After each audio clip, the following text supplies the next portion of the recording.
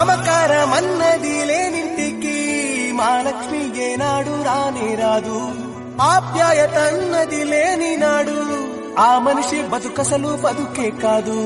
విడిపోయి కూడే వేళ భారాలే తీరేను, దూరాన నావే నాడో తీరాన్ని చేరేను.